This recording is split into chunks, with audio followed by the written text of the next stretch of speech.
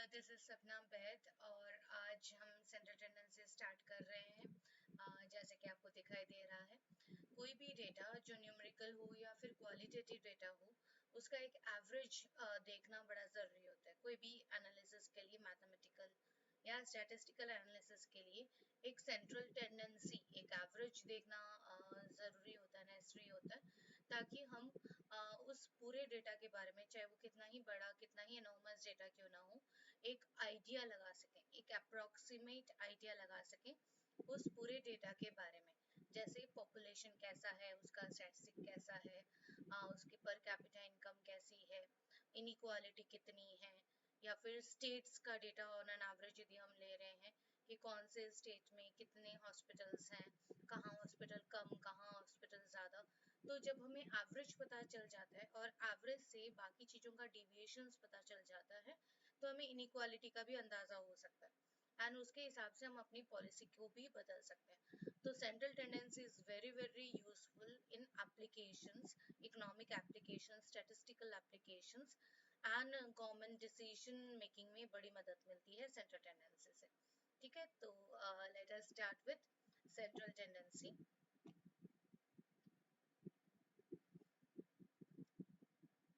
Okay, तो ये आपके सामने central tendency. A given statistical data can be condensed to a large extent by the methods of classification and tabulation. जब भी आपको डेटा मिलता है, उसका सबसे पहले हम क्या करते हैं, क्लासिफिकेशन करते हैं, डिफरेंट क्लासेस में डिवाइड करते हैं। क्योंकि डेटा बहुत कॉम्प्लेक्स होता है, जम्बल्ड अप होता है, तो उसको क्लासिफाई करना पड़ता है age wise, sex wise, state wise and so on. तो आप उसको क्लासिफाई कर रहे हो एंड फर्दर उसको टेबल में अरेंज कर रहे हो ताकि आप आगे की एनालिसिस आप कर सको। बट ये इनफ नहीं है। इंटरप्रिटेशंस के लिए, जो भी गिवन डेटा होता है उसके इंटरप्रिटेशन के लिए कुछ मैथमेटिकल मेजर्स पे हमें डिपेंड करता है। वो है, उनमें से एक है सेंट्रल टेंडेंसी। जब भी डेटा इकट्ठा करते हैं, चाहे हम पॉपुलेशन का डेटा देख रहे हो, जैसे इसे पॉपुलेशन की एजुकेशन का डेटा देख रहे हो, क्लास 5 में कितने स्टूडेंट, 6 में कितने स्टूडेंट, ऐसे हम देखना चाहते हैं कि लिटरेसी रेट इंडिया की क्या स्टेटस चल रही है। इन चीज़ों को देखने के लिए हमने डेटा को इकट्ठा किया, क्लासीफाई किया एंड टेबल में उसको अरेंज किया। लेकिन उसको इंटरप्रेट करने के लिए आपको कुछ मैथमेटिकल मेजर्स की जरूरत पड़ेगी, which is central tendency. By the term central tendency of a given data, we mean central value of the data about which observation are concentrated. A central value which enables us to comprehend in a single effort of significance is known as statistical average or simply average.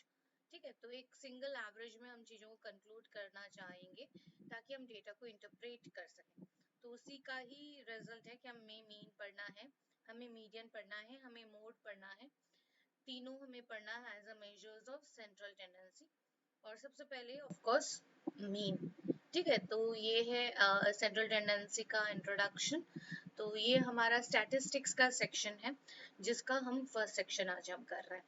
ठीक है, statistics में central tendency, dispersion, probability, ये सब चीजें हैं। तो उसमें आज का section central tendency.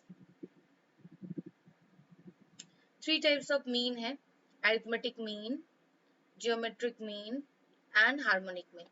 3 mean, arithmetic, geometric mean and harmonic mean. जिसमें सबसे ज्यादा हम लोग जो यूज करते हैं या आप जो यूज करते हो वो है arithmetic mean, सबसे commonly used। यदि कुछ मेंशन नहीं है तो हमें हमेशा arithmetic mean ही करना है। जैसे सबसे पहले ही आता है arithmetic mean, हम कैसे करेंगे, arithmetic mean को रिप्रेजेंट करा जाएगा x बार से। कैसे कैलकुलेट करेंगे, जो भी वैल्यूज गिवन होगा उनका समेशन करेंगे divided by number of values.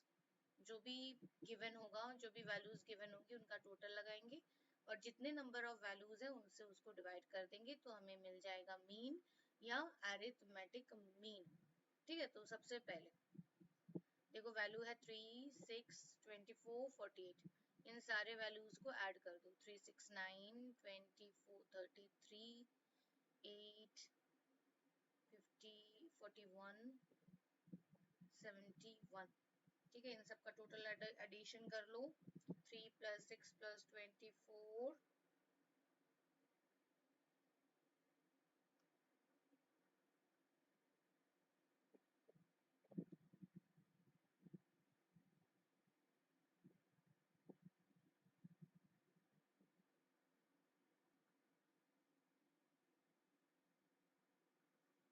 ठीक है। तो ये हो गया 81 डिवाइडेड बाई 4, 81 को डिवाइडेड बाई 4,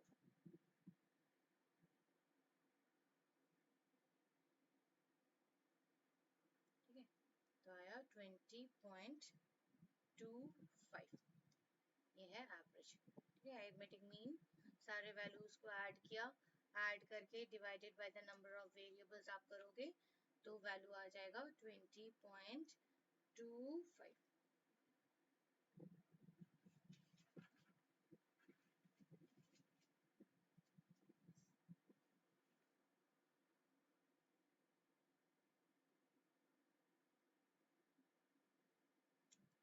अब यदि आपको टेबल गिवन हो, ठीक है, जैसे यहाँ पे है ये टेबल गिवन, यदि आपको है तो यहाँ से आपको करना है क्या, x इंटू एफ एक्स करना है। ठीक है, तो 5 into 2 10, 40, 45, 40, 125, 5 into 2 10, 10 into 4 40, 15 into 3 45, 20 into 2 40, इन सब का एडिशन। फॉर्मूला क्या होगा अरिथमेटिक मीन, जब आपको टेबल गिवन होगा, x और f गिवन होगा, तो summation F x divided by summation f। ठीक है, ये है समेशन f, ये होगा summation F x, summation F X by summation f। तो वैल्यू हो जाएगी, समेशन f की वैल्यू है 16 और इसकी हो जाएगी 260। ठीक है, टोटल समेशन, तो mean will B 260 divided by 16, so it will be 16.25। ठीक है, मीन कैसे कैलकुलेट करेंगे, mean will be to summation F X by summation F, summation F X by summation F.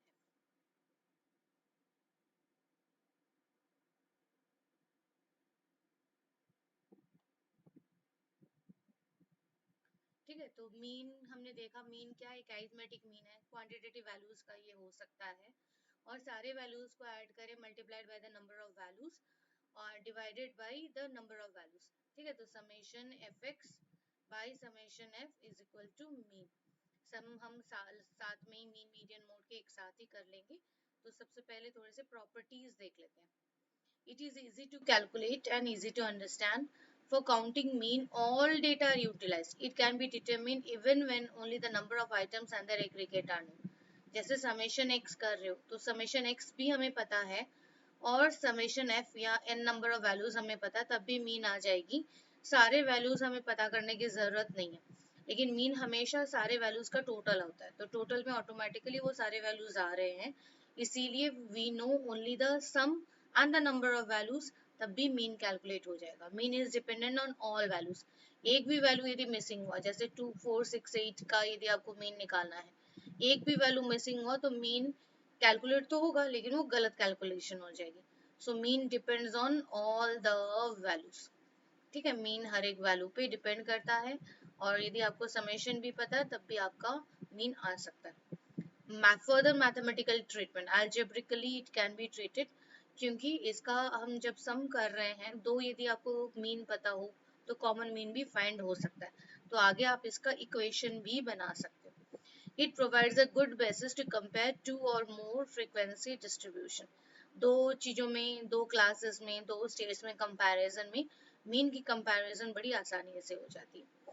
Arrangement of data आपको करना नहीं है, ascending या descending में आपको अरेंज नहीं करना है, डेटा जैसा है वहीं से आपको मीन निकाल सकते हैं। लेकिन अरिथमेटिक मीन के कुछ डिसएडवांटेजेस भी हैं। Considerable weight to extreme items, जैसे यदि है 2 8 10 और 100। देखो 100 एक बहुत हाई वैल्यू है, ठीक है, बहुत हाई वैल्यू है, 2 बहुत लो वैल्यू है, तो यदि हम हाई और लो को रख रहे हैं तो यहाँ से एवरेज क्या हो जाएगा, बड़ा हाई एक एवरेज आ जाएगा, और जैसे ही आप 100 को हटा दोगे तो एवरेज बहुत छोटा हो जाएगा। ठीक है, तो इसका मतलब mean is affected by extreme values हटा देते हो, मीन बहुत ज्यादा छोटा या बहुत बड़ा हो जाता है। ठीक है, जैसे ही आप सीरीज में सपोज एक विलेज में बहुत रिच पीपल रहता है, रिच पीपल की इनकम करते हो तो विलेज की पर कैपिटा इनकम बड़ी अच्छी हो जाती है, और उस रिच फैमिली को या रिच पीपल को आप हटा देते हो तो उसकी पर कैपिटा इनकम बहुत लो हो जाती है। तो इसका मतलब arithmetic mean is very much affected by extreme value का मतलब होता है मैक्सिमम या फिर मिनिमम वैल्यू। तो मैक्सिमम वैल्यू यदि है और वो बहुत बड़ा मैक्सिमम है तो वो मीन को अफेक्ट कर रहा है।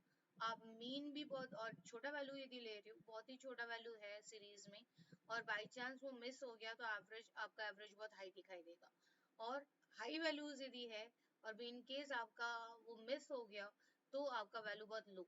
तो इसका मतलब arithmetic mean is extremely affected by extreme values in some cases. ठीक है, तो इसीलिए ध्यान रहे जहाँ बड़े हाई वैल्यू हो या लो वैल्यू हो सीरीज में, बाकी सब छोटे छोटे वैल्यूज हो, एक बड़ा हाई वैल्यू हो, वहाँ अरिथमेटिक मीन नहीं करते। In some case, arithmetic may give misleading impressions. For example, number of patients admitted in a hospital is 10.7 per day. Your mean is a useful information but does not represent the actual item. जब हम mean कर रहे हैं तो क्या कर रहे हैं, टोटल डिवाइडेड बाय n करते हैं, तो उसका वैल्यू डेसिमल में भी आ सकता है, लेकिन डेसिमल आपको ट्रू वैल्यू रिप्रेजेंट नहीं करता। जैसे क्लास के नंबर ऑफ स्टूडेंट है, क्लास में नंबर ऑफ गर्ल्स है, वो आ गया 10.2, 10.2 गर्ल्स थोड़ी होता है, 10.2 बॉयज नहीं होता। तो इसका मतलब ये मीन तो देता है, मैथमेटिकल है तो डेसिमल में आ सकता है, लेकिन हो सकता है कि जो ओरिजिनल जो वैल्यूज हो उनको रिप्रेजेंट ये ना करे। ठीक है, और इसको आप देख के तो अंदाजा लगा ही नहीं सकते। ठीक है, दूसरे सेंट्रल टेंडेंसी में जैसे मूड है उसको हम देखते ही पहचान लेते हैं, मीन को देखते ही पहचान में नहीं आता। तो ये कुछ डिसएडवांटेजेस हैं जो हमें ध्यान में रखने हैं।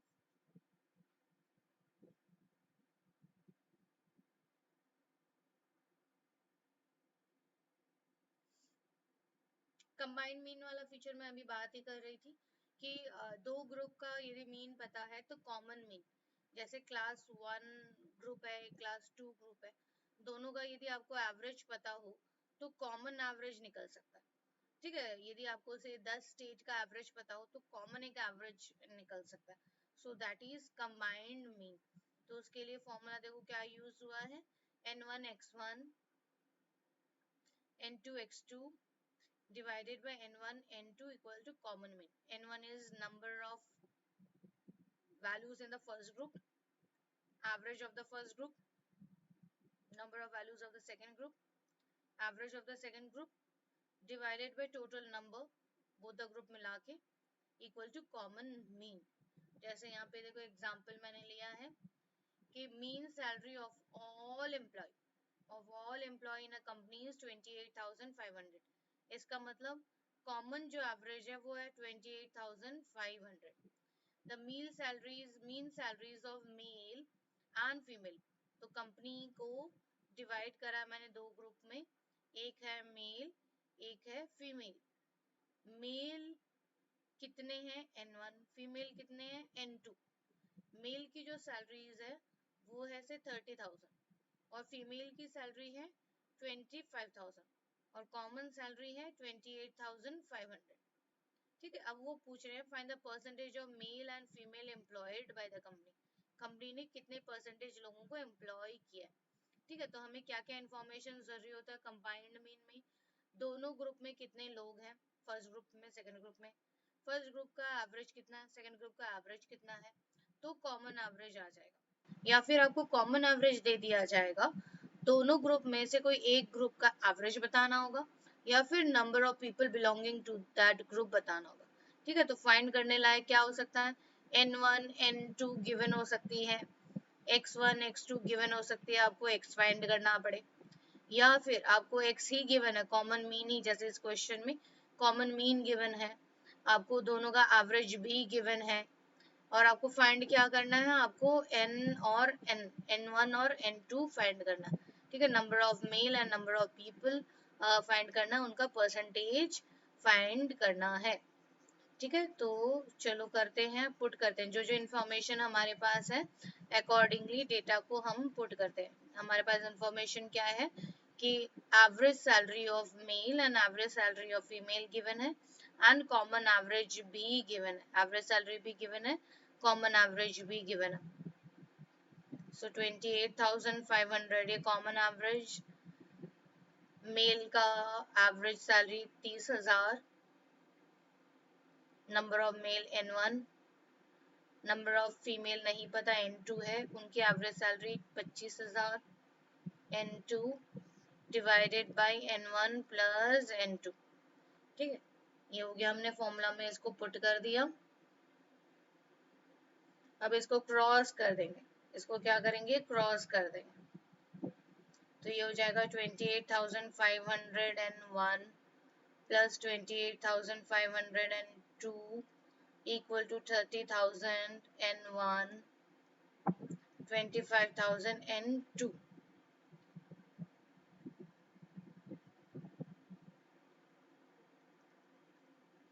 ठीक है। तो n1 को एक साइड में कर देंगे, ठीक है। तो क्या करे हो जाएगा 30,001 माइनस 28,501, ठीक है। 30,001 एंड, ठीक है, 30,001 एंड 25,002, तो ये हो जाएगा 1,500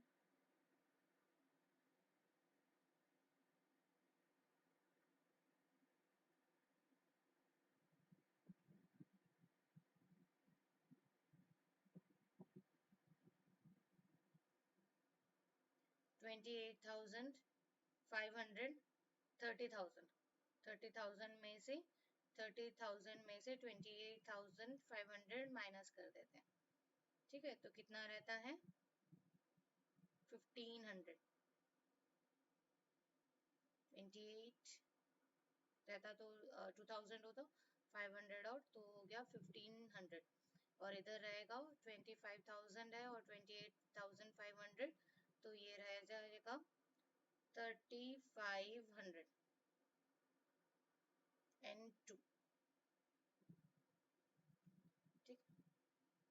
सो n1 upon n2 will be 7:3, 7:3 का रेशियो है, इसका मतलब 70% मेल एंड 30% फीमेल, ठीक है। 70% मेल, परसेंटेज पूछा है कि कितने परसेंट रहेंगे, 70% मेल एंड 30% फीमेल रहेंगे। कैसे फाइंड किया, आप डायरेक्ट आप ऐसे भी कर सकते हो, या फिर रेशियो को फाइंड कर सकते हो। 7 मेल का रेशियो है डिवाइडेड बाय टोटल 10 इंटू 100, तो 70% हो जाता है।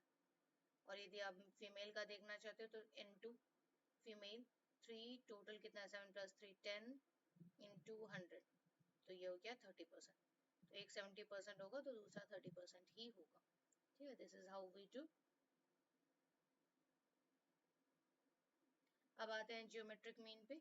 जियोमेट्रिक मीन होता है क्या, जो भी वैल्यूज गिवन होंगे, ठीक है, ए बी सी टी, जो भी वैल्यूज गिवन होंगे उन सारे वैल्यूज को मल्टीप्लाई करना है। जियोमेट्रिक मीन कैसे फाइंड करते हैं, सारे वैल्यूज को मल्टीप्लाई करते हैं और फिर उसका उतने ही नंबर ऑफ वैल्यूज का रूट हो जाएगा। जैसे ये 4 वैल्यूज है तो यहाँ रूट 4 हो जाएगा, 3 वैल्यूज होता तो क्यूब रूट हो जाता, 2 वैल्यूज होते तो स्क्वायर रूट हो जाता, n वैल्यूज हैं तो n रूट हो जाएगा, ठीक है। सो इट इज दिस, सारे वैल्यूज को मल्टीप्लाई करके उतने ही नंबर ऑफ वैल्यूज का रूट उसका होगा, तो वो वैल्यू हो जाएगी जियोमेट्रिक मीन। जैसे यहाँ पे देखो 4 इंटू 12 इंटू 18 इंटू 26 है, इनको मल्टीप्लाई कर दो और टू द पावर 4, हाफ 1/4, ठीक है। तो जो भी वैल्यू आएगी 4 इंटू 12 इंटू 18 इंटू 26 का जो भी वैल्यू आएगा उसको 2 बार स्क्वायर रूट कर दो। यदि आपको 1/4 ऐसे करने में या लॉग करने में दिक्कत है तो कुछ नहीं करना है, हाफ पहले एक बार नॉर्मल कैलकुलेटर से स्क्वायर रूट तो निकल ही जाएगा, और 2 बार स्क्वायर रूट करना है। ठीक है, जो भी वैल्यू आएगा इनका मल्टीपल का उसका 2 बार स्क्वायर रूट करना है, किंतु स्क्वायर रूट होता है 1/4। ठीक है, 4 वैल्यूज हैं तो पावर 1/4 है, पावर 1/4 है, तो उसके हिसाब से 4 इंटू 12 इंटू 18 इंटू 26।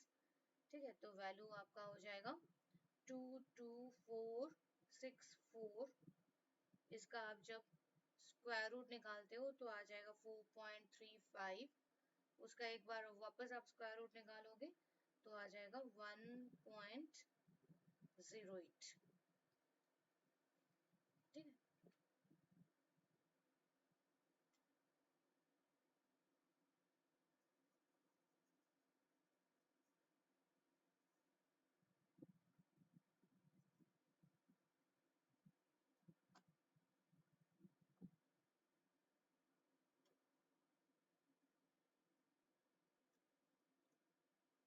ठीक है। यहाँ क्या किया हमने, सारे वैल्यूज को आप यदि मल्टीप्लाई करते हो तो आप डायरेक्ट मल्टीप्लाई कर लो।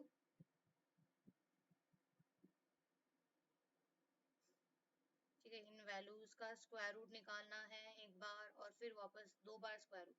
4 इंटू 12 इंटू 18 इंटू 26, जो भी वैल्यू आएगा उसका एक बार स्क्वायर रूट, फिर वापस जो वैल्यू आएगा वापस उसका एक बार और स्क्वायर रूट। तो जो वैल्यू आएगा वो होगा उसका ज्योमेट्रिक मीन। ठीक है, जो भी वैल्यू आएगा उसका वैल्यू आएगा ज्योमेट्रिक मीन। तो इसको कैलकुलेट करोगे तो वैल्यू आ जाएगा 12.24। ठीक है, वैल्यू आ जाएगा 12.24।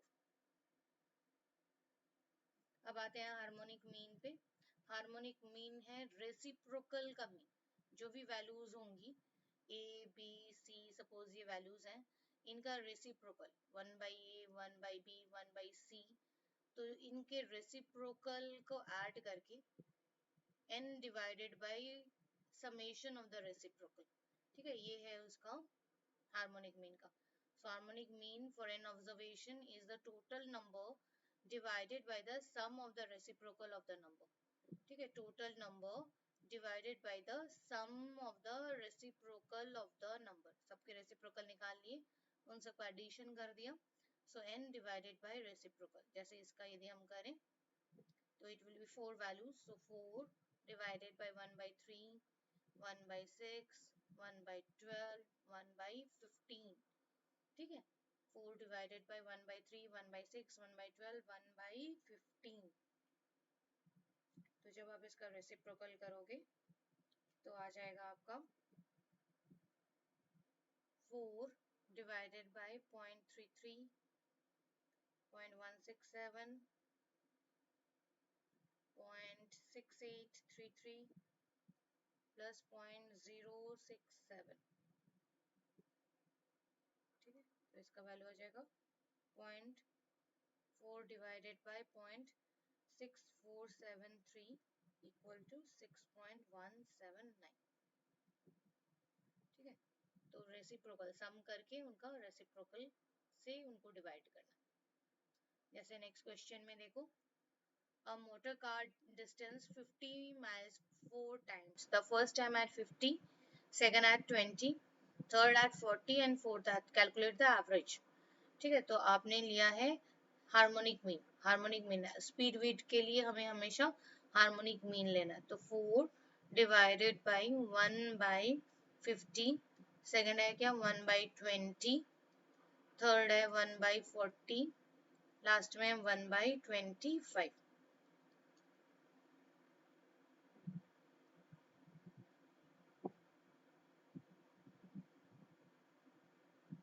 ठीक है, सो 4 डिवाइडेड बाई 0.02, 0.05, 0.025 प्लस 0.04, इन सब की वैल्यू जब आप निकालोगे तो आपको ये वैल्यू निकलेगी। 4 डिवाइडेड बाई टोटल करो तो आ जाएगा 0.135 इक्वल टू 29.629। ठीक है, फॉर्मूला याद रखना आपको, n divided by 1/x1, reciprocal करके उनको ऐड करना और ऊपर n का वैल्यू होना चाहिए, नंबर ऑफ वेरिएबल्स होना चाहिए।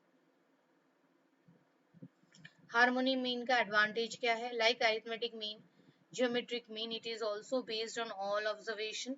It is capable of further algebraic treatment. It is extremely useful while averaging certain types of rates and rations. ठीक है, लेकिन उतनी इजी नहीं है, और it is usually a value which may not be a member, उसका भी mean की तरह ही it may not be a member of the values which you are calculating. It can not be calculated when there are both negative and positive value in a series or one of the more values in a zero. ठीक है, zero हो जाए या negative value हो जाए तो harmonic mean हम calculate नहीं कर सकते. अब तीनों में क्या relation? arithmetic mean is greater than geometric mean, geometric mean is greater than harmonic mean.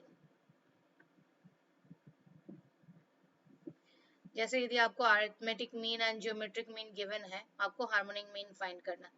से टू ऑब्जर्वेशन, ए और बी टू ऑब्जर्वेशन है, दोनों को मिला के अरिथमेटिक मीन है 30, तो इसका मतलब ए प्लस बी हो गया और 60.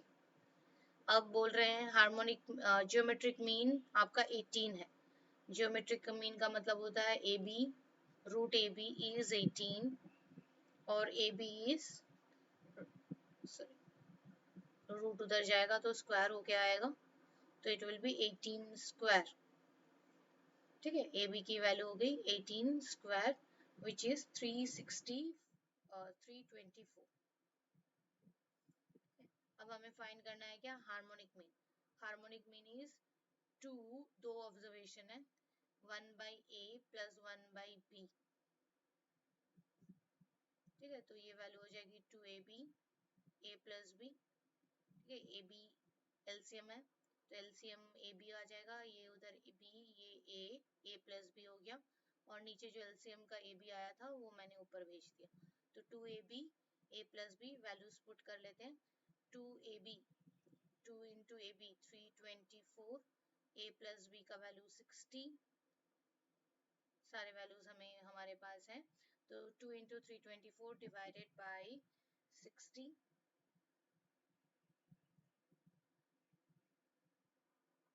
ठीक है, तो ये वैल्यू हो गई 10.8. Harmonic mean is 10.8. ये था arithmetic mean, geometric mean and harmonic mean और उनका आपस का एक रिलेशन वाला क्वेश्चन. सारे question at the end of the chapter हम करेंगे, जैसे कि हम पहले की कोई भी सीरीज में आपने देखा मैंने पूरे चैप्टर को प्रॉपर्ली एक्सप्लेन किया है. एक्सप्लेन करने के बाद हम क्वेश्चंस कर रहे हैं. ठीक है, तो इसमें भी वही पैटर्न चलेगा. Median definition, if a set of observation are arranged in order of magnitude, then the middlemost value, median होता है positional average बोलते हैं इसको. ठीक है, positional average है जब आप चीजों को अरेंज करते हो, न्यूमेरिक वैल्यूज को या नॉन न्यूमेरिक वैल्यूज को आप अरेंज करते हो, चाहे छोटे से बड़ा, बड़े से छोटा, जब आप अरेंज करते हो तो अरेंजमेंट में जो मिडिल मोस्ट पोजीशन होगी, ठीक है, जैसे आपने अरेंज किया है से A B C D E, तो दो वैल्यूज इधर, दो वैल्यू इधर, मिडिल में कौन बैठा है? सी. तो ये हो जाता है मीडियन. ठीक है, अरेंज करने के बाद छोटे से बड़ा या बड़े से छोटा जब आप अरेंज करते हो, मिडिल मोस्ट पोजीशन पे जो होता है उसी को बोला जाता है मीडियन. सो इट इज जब असेंडिंग या डिसेंडिंग में अरेंज करते हैं तो मिडिल मोस्ट वैल्यू. जैसे 7 स्टूडेंट है, ठीक है, 7 स्टूडेंट है, 4 12 7 9 14 17 16. ठीक है, इनको यदि मैंने अरेंज करा तो सबसे पहले 4 सबसे छोटा वैल्यू, फिर आता है 7, फिर है 9, फिर आएगा 12, फिर 14, फिर 16. 1 2 3 4 5 6 7, 1 2 3 4 5 6 7, 1 2 3 4 5 6, एक और बाकी रह गया, 4 7 9 12 14 16 17. ठीक है, तो टोटल हमारे पास 7 वैल्यूज हैं, 3 वैल्यूज इधर, 3 वैल्यूज इधर, तो मिडल में कौन है? 12. This is median. ठीक है, median is middle most value. अब यदि आपको टेबल गिवन हो तो सबसे पहले जो फ्रीक्वेंसी गिवन होती है उसको क्यूमुलेटिव फ्रीक्वेंसी में चेंज करना. ठीक है, सबसे पहले आपको क्या करना पड़ेगा, क्यूमुलेटिव फ्रीक्वेंसी में बदलना पड़ेगा। क्यूमुलेटिव का मतलब एडिशन। फर्स्ट तो फर्स्ट से ही शुरू होगा 3, फिर ऐड करते हुए जाओगे। 3 + 2 5, 5 + 4 9, 9 + 2 11, 11 + 5 16। ठीक है, तो CF का मतलब होता है क्यूमुलेटिव। एडिटिव, क्यूमुलेटिव मतलब एक के बाद एक ऐड करना। तो क्यूमुलेटिव फ्रीक्वेंसी में मैंने इनको ऐड किया। 3 + 2 5, 5 + 4 9, 9 + 2 11, 11 + 5 16। तो ये जो हाईएस्ट वैल्यू है 16, इसको बोलेंगे n। ठीक है, total number of values n। इसको डिवाइड कर देंगे बाई 2, क्योंकि median is 50% of the value, middle most value 50% of the value, इसीलिए इसको n/2 से डिवाइड करेंगे। इसका एक और नाम है, इसको सेकंड क्वार्टाइल भी बोलते हैं। ठीक है, इसको सेकंड क्वार्टाइल भी बोलते हैं। क्वार्टाइल 3 होते हैं, first quarter, second quarter and third quarter. First quarter होता है 25% of the value, second quarter होता है 50% जो कि मीडियन है, एंड थर्ड क्वार्टर होता है 75% ऑफ द वैल्यू। तो ये सेकंड क्वार्टर n/2 मीडियन। अब देखो n/2 का वैल्यू कितना है, 16/2 मतलब हो गया 8। 16/2 8। 8 देखो लाई कर रहा है, 8 दो वैल्यूज के बीच में लाई कर रहा है। 8 दो वैल्यूज के बीच में लाई कर रहा है, 5 और 9 के बीच में, इसके बीच में n/2 लाई करता है, 8 लाई करता है। तो जो हायर वैल्यू होगी 5 और 9, हायर वैल्यू क्या है 9, जो हायर वैल्यू होगी उसके करस्पॉन्डिंग जो क्लास होगा, क्या बोला मैंने, n/2 फाइंड करना है। n/2 देखना है कौन से दो CF के बीच में ये लाई करता है। जो दो CF रहेगा, उस दो CF में जो हायर CF होगा उसके करस्पॉन्डिंग जो क्लास होगी वो हो जाएगी आपकी मीडियन क्लास। मतलब आपका मीडियन इन 20 और 30 के बीच में कोई एक वैल्यू है। ठीक है, 20 हो सकता है, 21 हो सकता है, 30 हो सकता है, कुछ भी वैल्यू हो सकता है, लेकिन वो 20 और 30 के बीच में ही पता चल गया हमें। कैसे, n/2 से। तो n/2 करना है, दो CF के बीच में वो लाई करेगा, दो CF में जो हायर वैल्यू होगा उसके करस्पॉन्डिंग क्लास की तरफ हमें जाना है, और हमें पता कर लेना मीडियन क्लास क्या है। ठीक है, तो इसका मतलब अब हम फॉर्मूला को यूज कर सकते हैं। क्या फॉर्मूला हमें यूज करना है, मीडियन माइनस ये जो लोअर वैल्यू है 20 डिवाइडेड बाई 30 माइनस 20। ठीक है, खाली इन दो को लेके फॉर्मूला बन रहा है। मीडियन -20, मीडियन इन 20 और 30 के बीच में लाया करेगा, तो इसीलिए median -20, 30 equal to 20, equal to करना है n/2, मीडियन के करस्पॉन्डिंग n/2 होता है, तो आ जाएगा 16, 16 डिवाइडेड बाई 2, 8, 8, 8 के ऊपर वाला वैल्यू 5 डिवाइडेड बाई 9 माइनस 5, ये दो वैल्यू 5 और 9, 5 और 9 मिला के इक्वेशन बनाना। तो n/2 जहाँ दो CF के बीच में लाई करा उसके करस्पॉन्डिंग मीडियन क्लास लिया, मीडियन -20, इन दो क्लास को लेके आपको फॉर्मूला बनाना है। मीडियन -20, 30 -20 इक्वल टू n/2 के ठीक ऊपर वाला फ्रीक्वेंसी डिवाइडेड बाई नीचे वाला फ्रीक्वेंसी एंड ऊपर वाला फ्रीक्वेंसी, जिनके बीच में वो लाई करता है। तो जिसको आप सॉल्व करोगे तो आपको मिलेगा क्या, 8 - 5 3, 9 - 5 4, ये हो गया 3/4 मतलब 0.75, मीडियन की वैल्यू हो जाएगी 27.5। जब आप इसको कैलकुलेट करोगे तो वैल्यू आ जाएगी 27.5। 8 -5 हो गया, 3/4 हो गया ये वैल्यू, 3/4 का मतलब होता है 0.75, और इधर से 10 जाएगा, 0.75 की वैल्यू फिर 7.5 हो जाएगी। ठीक है, 30 -20 10 होता है, इधर क्रॉस होके जाएगी तो ये 7.5, और ये -20 इधर होके आएगा तो हो जाएगा 27.5। चलो एक बार पूरा कर ही लेते हैं, आप लोगों को कंफ्यूजन नहीं होगी फिर।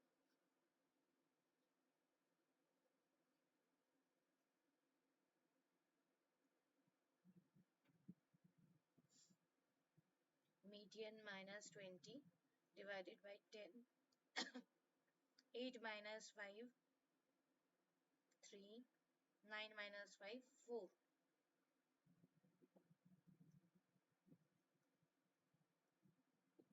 ठीक है 3/4,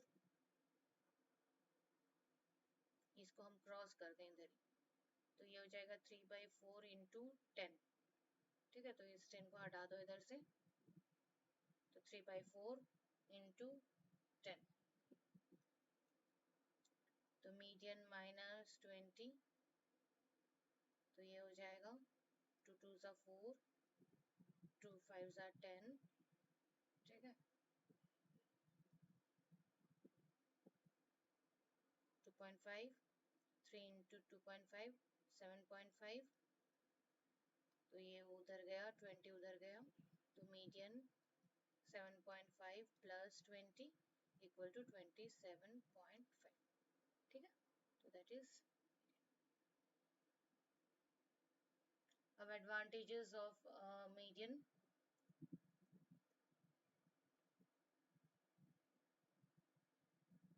median unlike the mean is unaffected bye extreme values, क्योंकि आप इसको अरेंज कर रहे हो, छोटे वैल्यूज को फर्स्ट में रख रहे हो, सबसे बड़े वैल्यू को लास्ट में रख रहे हो, तो जो मिडिल में जो वैल्यू होगा वो उससे अफेक्टेड होगा ही नहीं। क्योंकि जब आप सपोज क्लास में हाइट वाइज अरेंज करते हो, तो सबसे जो छोटा बच्चा है उसको सबसे सामने खड़ा कर किया और सबसे लंबा जो बच्चा है उसको लास्ट में खड़ा किया। आप इन दोनों बच्चों को हटा भी देते हो, तभी सेंट्रल में जो खड़ा है उसमें ज्यादा फर्क नहीं आता। या तो यदि आप सपोज सेंटर पे खड़े हो, तो इनकेस उन दो बच्चों को हटा दिया या उन दोनों में से कोई एक बच्चे को भी हटा दिया, तो आपसे सामने वाला मीडियन हो सकता है या आपके ठीक पीछे वाला भी मीडियन हो सकता है। ऐसा नहीं कि चेंज बहुत कुछ चेंज हो जाएगा, और आपके सामने वाला ऑलमोस्ट आपके जैसा ही हाइट का होता है और आपके पीछे वाला भी ऑलमोस्ट आपके जैसा ही हाइट का होता है, तो वो बहुत ज्यादा चेंज नहीं आने वाला। तो median, once we fix the median and then there is extreme values, तो उन एक्सट्रीम वैल्यूज का कोई खास असर नहीं होता है मीडियन पे, ठीक है। आप यदि स्मॉलेस्ट हाइट वाले बच्चे को हटा भी दो, तो आप मीडियन यदि आप पहले थे, हो सकता है कि आपके आगे वाला मीडियन हो जाए या आपके ठीक पीछे वाला मीडियन हो जाए, लेकिन आपके आगे जो खड़ा है या आपके जो पीछे खड़ा है, आपके हाइट से कोई ज्यादा डिफरेंस उसका नहीं होगा, क्योंकि आप बराबर हाइट के हिसाब से आप खड़े हुए हो। तो इसीलिए बोला जाता है कि median is not affected by extreme values. It is easy to calculate, simple है, ठीक है। ऑब्जर्वेशन से हमें मोर और लेस देखने से पता चल जाता है। इसका भी फर्दर अलजेब्रिक ट्रीटमेंट हो सकता है। आप इसको लोकेट कर सकते हो, अरेंज को डेटा को अरेंज करने के बाद हम इसको आराम से लोकेट कर सकते हैं। एक्सट्रीम वैल्यूज हमें ना पता हो तब भी मीडियन कैलकुलेट कर सकते हैं, जिसको ओपन एंड बोलते हैं। यदि आपको lower value and higher value ना भी पता हो तब भी मीडियन कैलकुलेट हो सकता है, ठीक है। और इसको ग्राफिकली हम लोकेट कर सकते हैं थ्रू ऑजाइव, ठीक है। ऑजाइव का मतलब होता है लाइन। यदि आप ग्रेटर से हाई वैल्यू से लो वैल्यू तरफ जा रही हैं, तो ये हो गया आपका ग्रेटर देन ऑजाइव। एक होता है लेस देन ऑजाइव, ठीक है। आप लोअर वैल्यू से हायर वैल्यू की तरफ जा रही हैं, तो ये जो मिडिल इन दोनों का इंटरेक्शन होगा ये हो गया आपका मीडियन, ठीक है। ऑजाइव से मीडियन आ सकता है। ऑजाइव क्या है? ऑजाइव एक लाइन डायग्राम है, एक तरफ आपका क्यूमुलेटिव फ्रीक्वेंसी, एक तरफ वैल्यूज। तो high value high cumulative frequency से लो क्यूमुलेटिव तक जाते हो, या फिर आप लेस देन ऑजाइव करते हो। जनरली हम लेस देन ऑजाइव ही करते हैं। तो लेस देन ऑजाइव और मोर देन ऑजाइव जहां कट करे उसके करस्पॉन्डिंग जो वैल्यू होगी वो मीडियन होगी। तो it can be located graphically as well. Disadvantages भी हैं। For calculation, it is easy to arrange the data. Other averages do not need any such arrangement. इसमें आपको अरेंज करना पड़ता है, ABCD अरेंज करना पड़ता है, वो थोड़ा मुश्किल है। डेटा अरेंजमेंट थोड़ा सा tedious लगता है। It is amenable to algebraic treatment in a limited sense. Median cannot be used to calculate. Combined median बोल के कोई चीज नहीं होती। Combined mean हम कैलकुलेट कर लेते हैं, लेकिन combined median नहीं होता। Precisely when it lies between two items, so it हम दो आइटम के बीच में यदि हम मीडियन देखते हैं तो एग्जैक्टली हम कैलकुलेशन नहीं कर पाएंगे, क्योंकि उसमें फिर एवरेज करना पड़ता है, अरिथमेटिक मीन डिपेंडेंट हो जाता है। कंटिन्यूअस यदि सीरीज हो तो वेरी डिफिकल्ट हो जाता है मीडियन को कैलकुलेट करना, ठीक है। सैम्पलिंग फ्लक्चुएशन से ये अफेक्टेड होता है,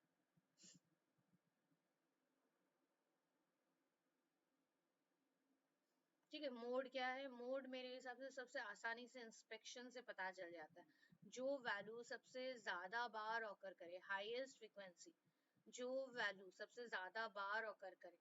जैसे आप कोई गारमेंट स्टोर पे गए हो, कोई टी शर्ट देख रहे हो, और हर बार जब आप टी शर्ट के स्टैक को उठा रहे हो तो आपको से कोई एक पर्टिकुलर साइज से एम साइज के टी शर्ट ही बार बार दिखाई दे रहे हैं। हर दूसरा टी शर्ट, हर तीसरा टी शर्ट एम साइज का है।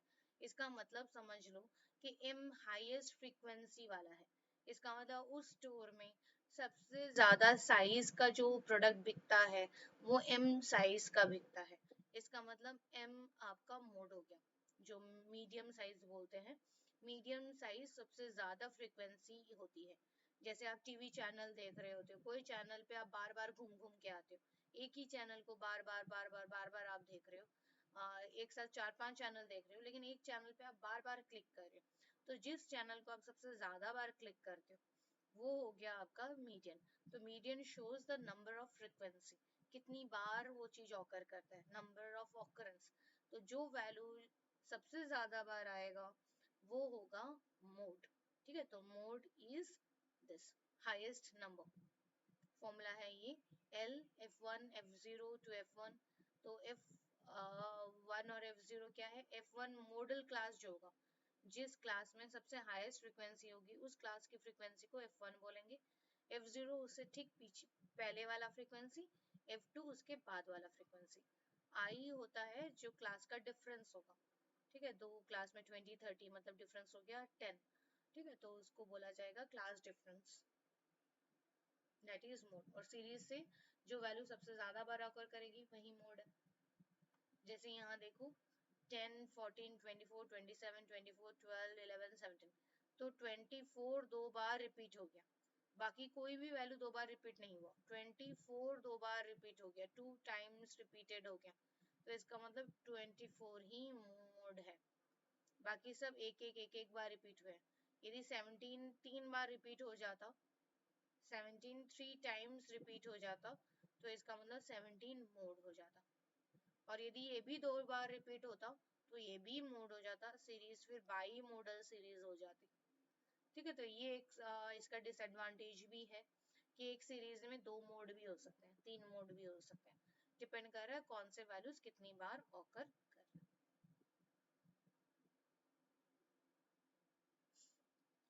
टेबल है, तो टेबल से सबसे देखो हाईएस्ट फ्रीक्वेंसी क्या है? 16। ठीक है, हाईएस्ट फ्रीक्वेंसी 16, इसके करस्पॉन्डिंग जो क्लास हो गया ये हो गया हमारा मॉडल क्लास। 40 और 50 ये हो गया हमारा मॉडल क्लास। इसका मतलब मोड 40 और 50 के बीच में लाई करेगा। तो फॉर्मूला क्या है? L1 plus F1 minus F0 two F1 F0 F2 into I। ये था फॉर्मूला। एक बार वापस देख लेते हैं क्या था फॉर्मूला।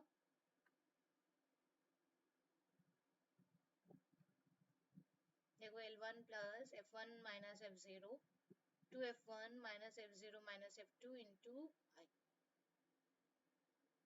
वही किया है। तो पुट कर लेते हैं वैल्यूज। L1 का मतलब लोअर वैल्यू हो गया 40।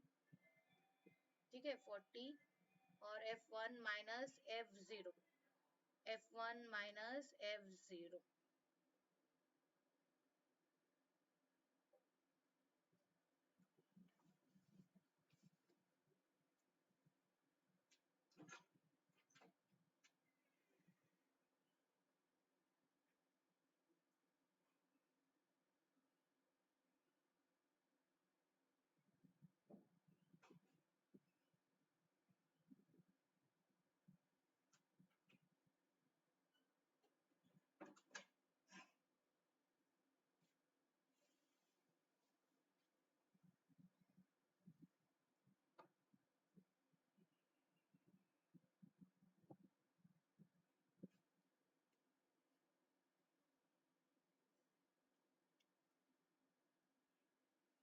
ठीक है, तो क्या कर रहे थे? L1 F1 minus F0। ठीक है, F1 का मतलब हो गया 16 और उसके ठीक पहले वाली frequency 12 divided by 2F1, 2 into 16 minus F0। F0 की क्या वैल्यू होगी? F0 की 12, F2 की 10, करस्पॉन्डिंग फ्रीक्वेंसी 10 इंटू आई, सो ये हो गया 10। सारे वैल्यूज पुट कर लिए, फॉर्मूला है हमारे पास। So 40 plus 4, 32 minus 22 into 10 equal to 40 plus 4, 32 minus 10, ये हो जाएगा 10, 10 और 10 क्रॉस से कट कर देंगे तो ये हो जाएगा 44। इसका मतलब मॉडल वैल्यू हो गई 44। ये हो गया mode. Advantages of mode: it can often be located by inspection. It is not affected by extreme values. It is often a really typical value. It is simple, precise. It is an actual item of the series except in a continuous series. Mode can be determined graphically unlike mean. ठीक है, histogram से पता चल जाता है हमें mode. इसको आप इंस्पेक्शन से भी पता कर सकते हो। और एक्सट्रीम वैल्यू से ये इसको फर्क ही नहीं पड़ता, कोई भी वैल्यू रिपीट होना है बस उसी को ही देखना है। एक्सट्रीम वैल्यूज रहे ना रहे कुछ खास फर्क नहीं पड़ता। It is often really typical value, ये एक्चुअल आइटम ही होता है जिसको हम रिप्रेजेंट कर सकते हैं। मीन पॉइंट में आ सकता है, हो सकता है वो वैल्यू बिलोंग ही ना करे। ठीक है, मीडियन वैल्यू को बिलोंग करता है, मोड भी वैल्यू को बिलोंग करता है। वो अलग कोई वैल्यू नहीं दिखेगा, जो सीरीज में है वही मोड होगा। डिसएडवांटेजेस भी हैं। It is unsuitable for algebraic treatment. when the number of observation is small, mode may not exist। एक ही वैल्यू यदि कम वैल्यूज अरेंज हो, एक वैल्यूज को हम 2 बार ही अरेंज कर पाए, 3 बार ही अरेंज कर पाए, या ज्यादा अरेंज, सब वैल्यूज यदि एक एक बार ही आता है, जैसे नेचुरल नंबर है 1 2 3 4 5 6 7 8 9 10, हर वैल्यू एक एक बार ही आ रहा है तो कोई मोड है ही नहीं।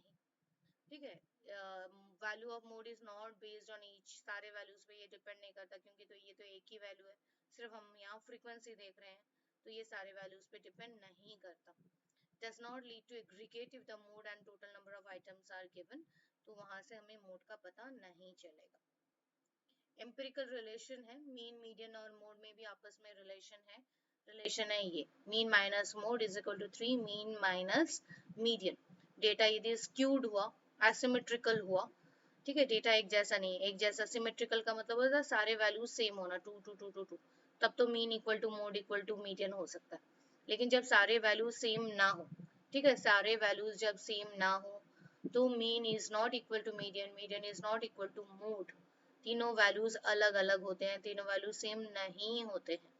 ठीक है, तब रिलेशन होगा mean minus mode is equal to 3 mean minus median. जैसे इस क्वेश्चन में mean minus mode equal to 3 mean minus median, तो वैल्यू हम पुट कर देते हैं। ठीक है, आपको मोड फाइंड करना, 42 minus mode is equal to 3, 42 minus 41। ठीक है, मीन 42 है, मीडियन 41 है, आपको मोड फाइंड करना है, mean minus mode. So it is 42 minus 41 1, 3 into 1 3, और इधर हो जाएगा 40, m उधर जाएगा तो m की वैल्यू, मोड की वैल्यू हो जाएगी, इधर है 3 तो ये हो जाएगा 42 माइनस 3, प्लस 3 है, इधर जाएगा तो माइनस 3, तो 42 माइनस 3 इट इज 30। ठीक है, तो mean, median and mode, empirical relationship between mean minus median minus mode.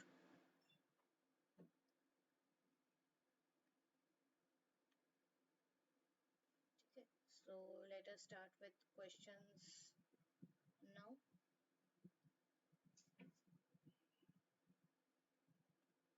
ठीक है, तो अब हम क्वेश्चंस करते हैं जस्ट आफ्टर अ ब्रेक।